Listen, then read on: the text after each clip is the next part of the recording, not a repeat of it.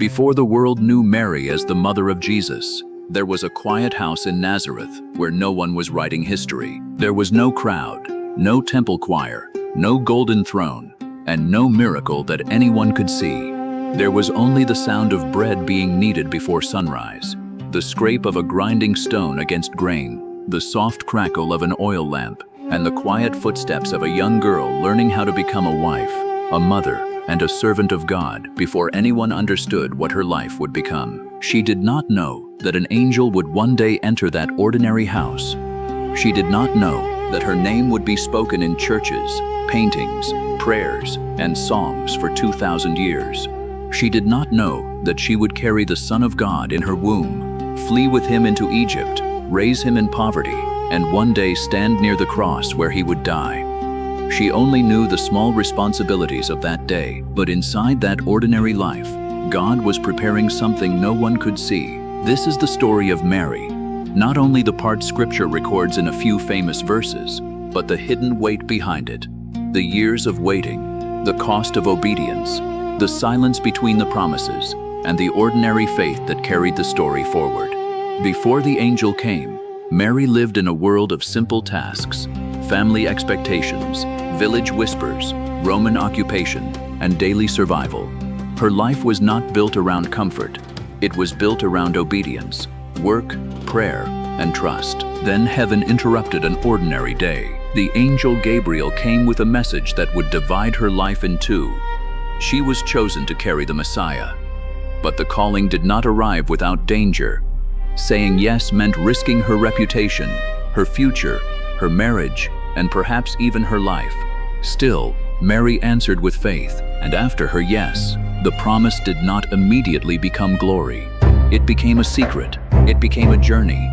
It became misunderstanding. It became the road to Elizabeth, the fear of Joseph, the whispers of Nazareth, the long walk to Bethlehem, and the night she gave birth far from home. God protected the promise through Joseph, a man who chose mercy before he understood everything. He protected it through dreams, warnings, and obedience in the middle of danger. Then the larger world moved around them. Rome gave orders. Herod searched for the child. Bethlehem became unsafe. Egypt became refuge. Nazareth became home again. And then came the hidden years. Scripture does not record every breakfast Mary prepared, every prayer she whispered, every lesson she taught, or every moment she watched her son grow.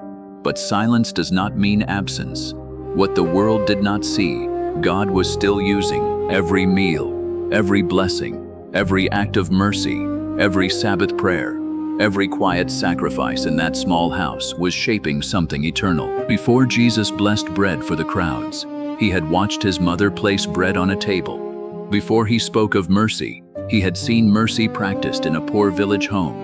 Before he carried the cross, he had grown up watching quiet obedience carried every day. Years passed. Mary had heard promises about a throne, a kingdom, and salvation. But for years, her son was not standing before crowds. He was working, praying, serving, and living in silence. The world would soon know him as teacher, healer, prophet, Messiah, and Son of God. But Mary had known him first as the child who needed bread, warmth, prayer, protection, and love. The years no one saw were not wasted. The prayers no one heard were not forgotten. The work no one praised was not meaningless.